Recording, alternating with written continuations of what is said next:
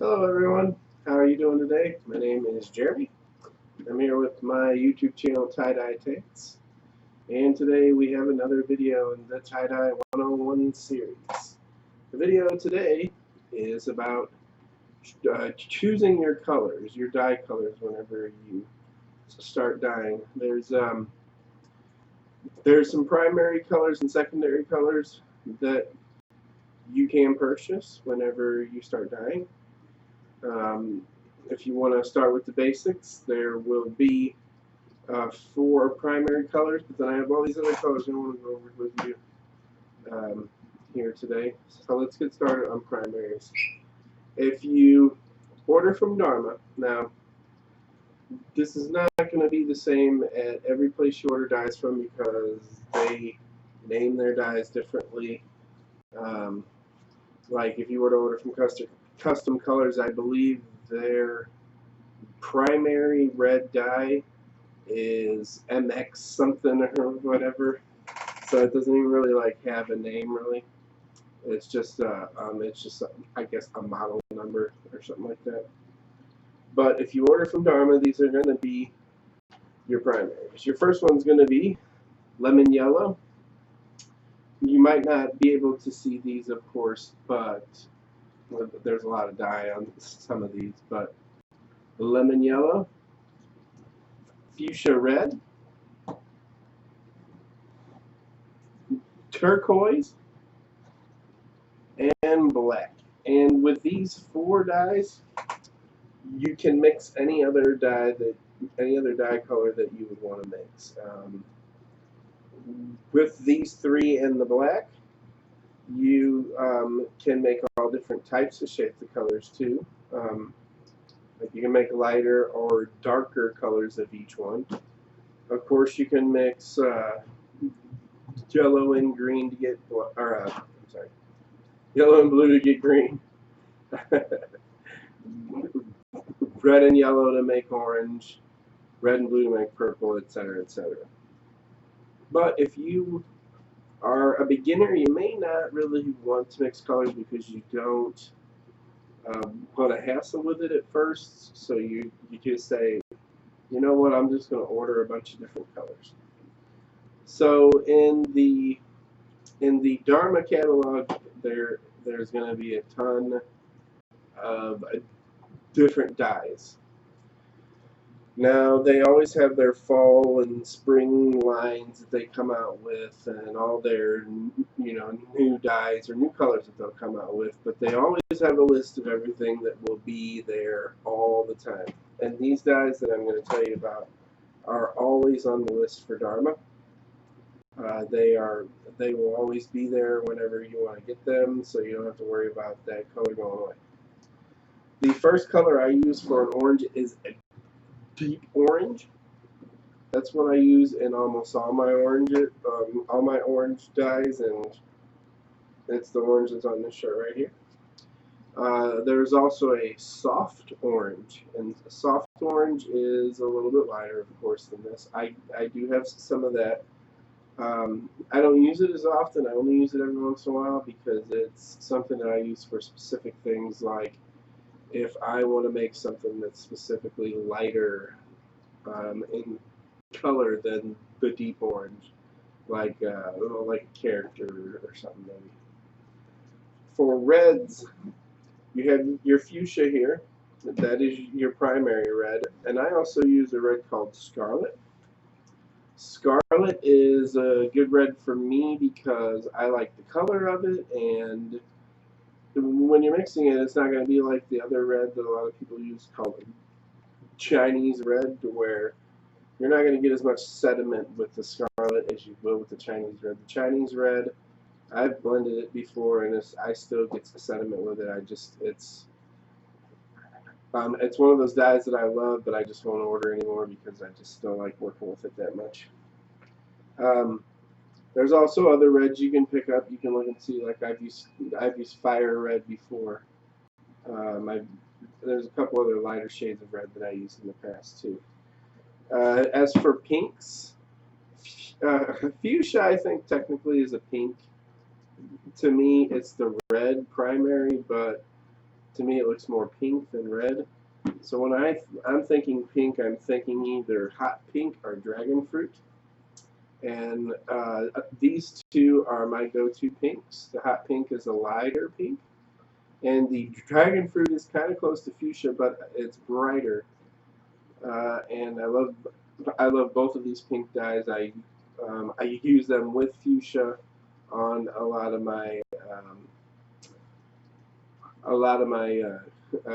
dyes that I have more of like a female pattern. I'm not trying to distinguish between male and female by what colors you like, but like a more of a female scheme of color, like pinks and purples or light blues and stuff like that. Now for blue,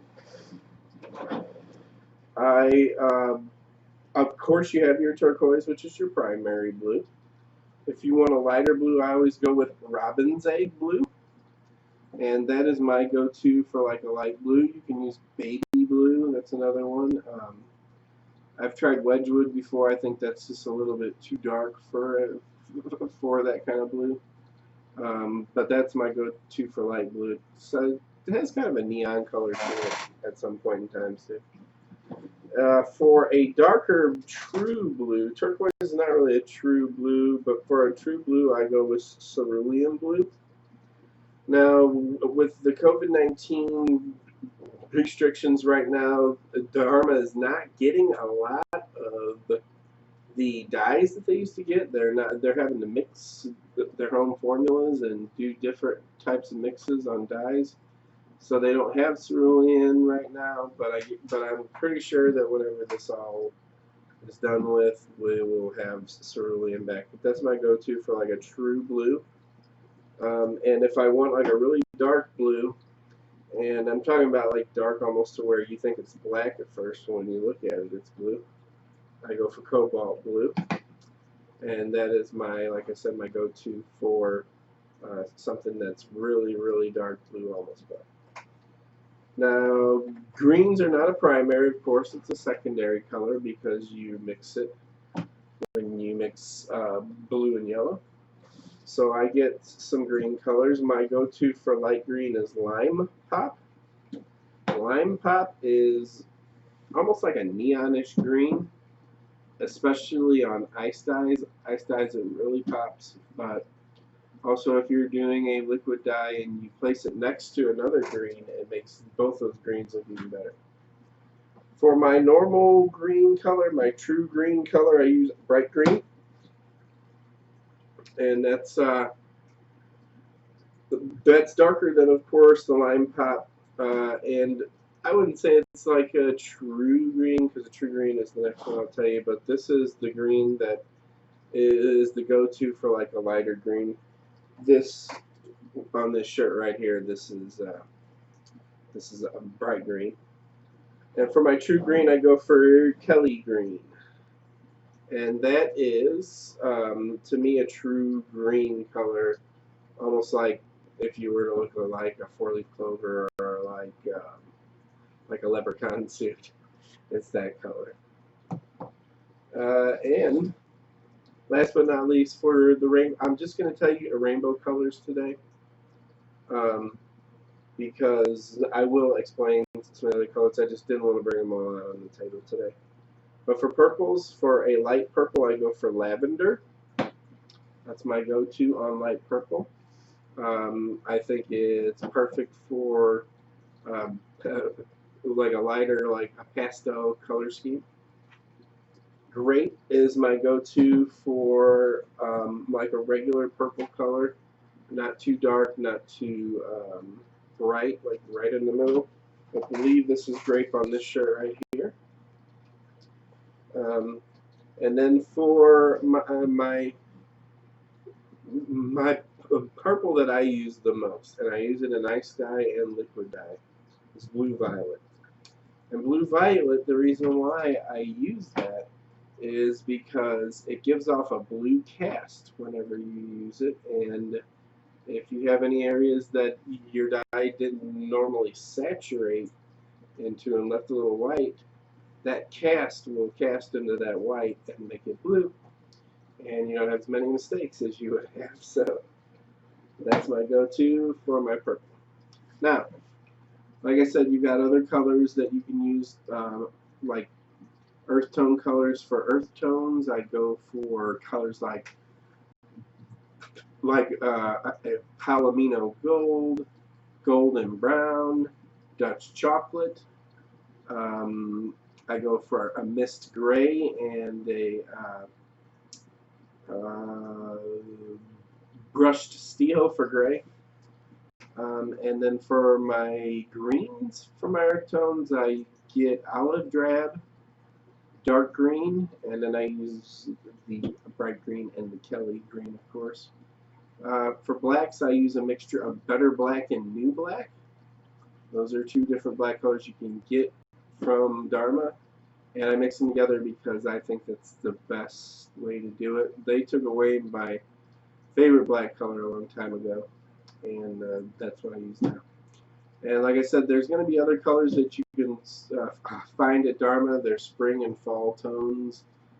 They'll always come out with them at certain times, and then they'll have limited edition colors that you can try. So if you've got the money to spend and you want to experiment and really get into this hobby, then I would suggest getting as many dyes as you can and experimenting with colors and doing something that you wouldn't normally see, because there's a lot of people that do rainbow stuff.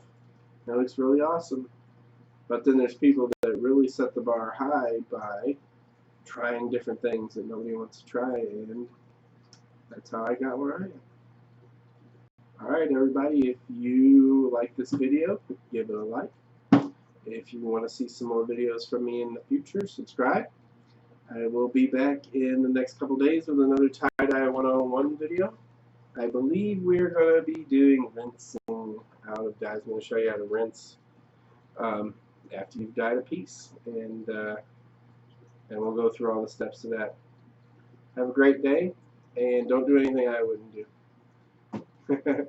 Have a good day. Bye.